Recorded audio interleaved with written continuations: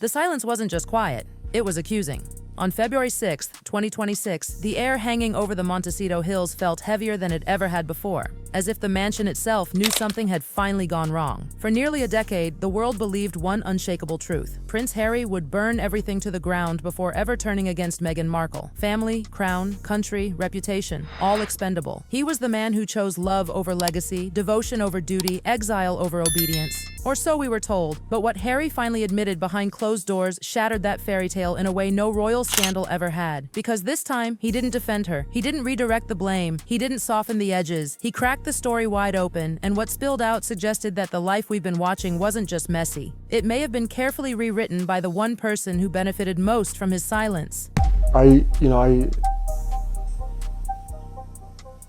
Whatever noise has been created, whatever stories have been written, this has always been the sticking point.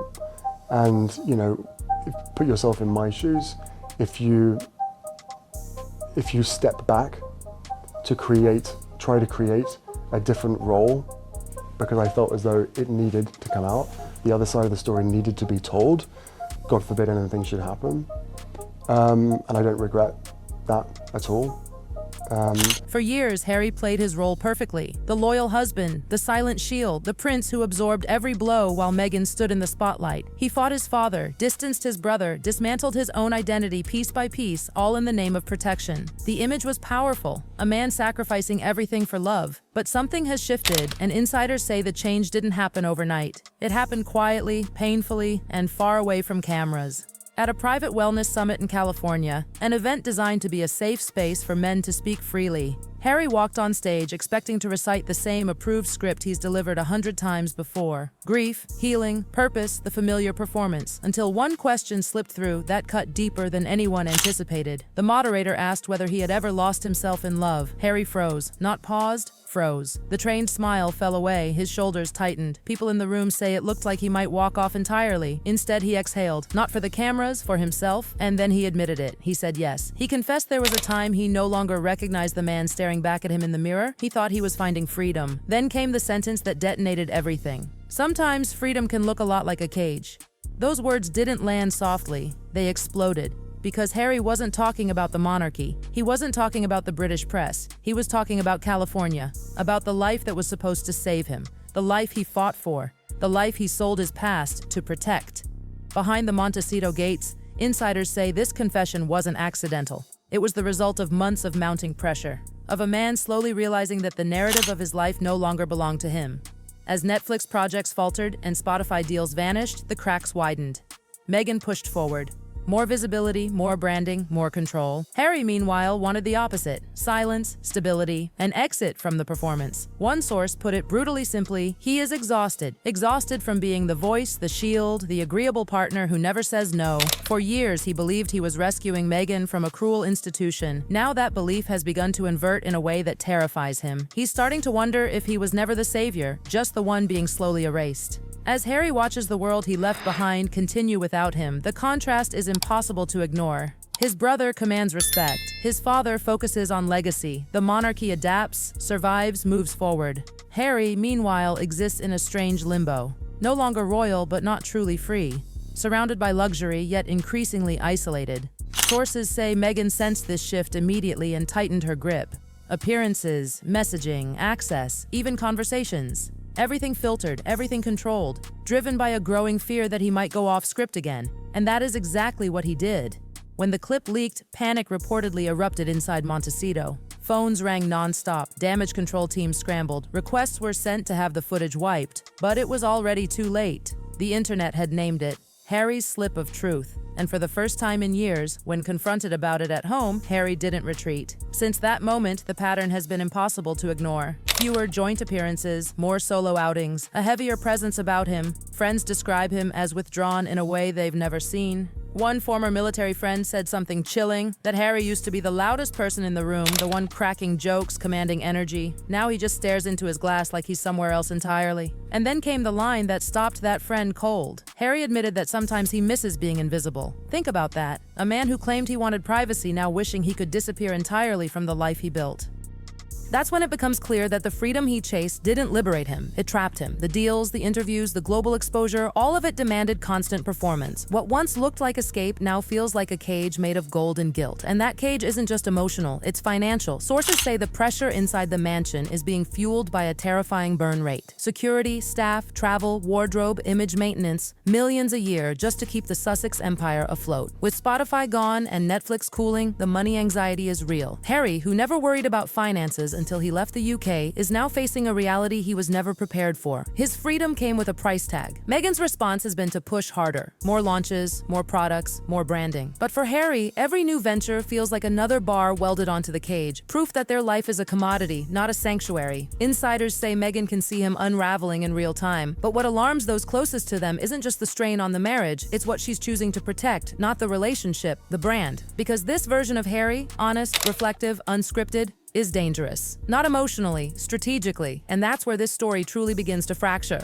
The most unsettling part of all this isn't the arguments, the silence, or even the money pressure. It's the shift in power. For the first time since Meghan entered his life, Harry isn't reacting. He's observing. He's watching. And that scares the people around them far more than any explosive fight ever could. Because when a man stops arguing and starts going quiet, it usually means he's no longer trying to win. He's trying to understand. And understanding is dangerous, especially when the realization forming in his mind is that his life has been curated, filtered, and packaged for years without his full consent. Insiders say the confrontation after the wellness summit was unlike anything they've seen before. Meghan didn't approach him with concern. She approached him with fury. The accusation wasn't that he was hurting himself. It was that he was hurting her image, that his words made her look manipulative, calculated, controlling, that he had handed the tabloids the very narrative she spent years fighting. And when she demanded he walk it back, demanded he soften it, demanded he apologize, Harry didn't comply. For the first time, he didn't negotiate. He simply said 6 words that reportedly froze the room solid. "I didn't destroy anything. I told the truth." That sentence changed everything. Because once truth enters a controlled environment, control begins to rot from the inside. What followed wasn't just a marital argument, it was a collapse of the script. Meghan stormed out, doors slammed, staff scattered, but the real damage wasn't inside the house. It was outside, where the internet had already made its judgment. Analysts slowed the footage down frame by frame, his posture, his pauses, his tone. The verdict was brutal and unanimous. Harry isn't angry. He's waking up.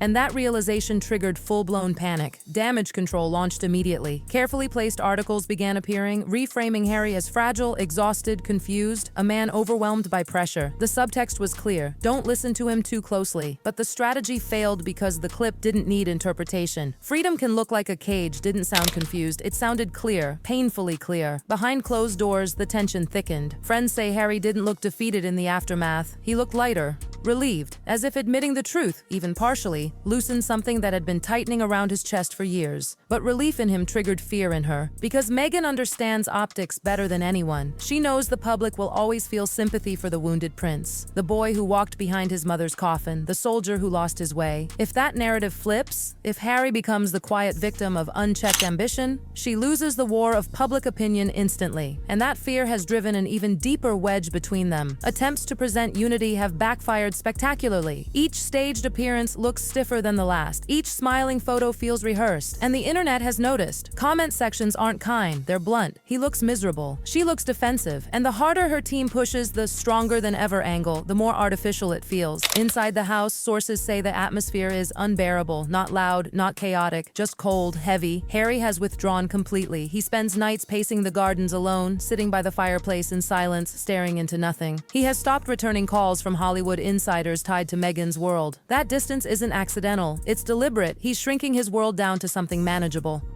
Something real.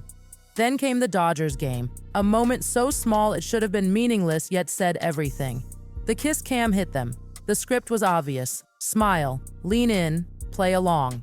Harry didn't. He didn't move. He didn't perform. He looked tired.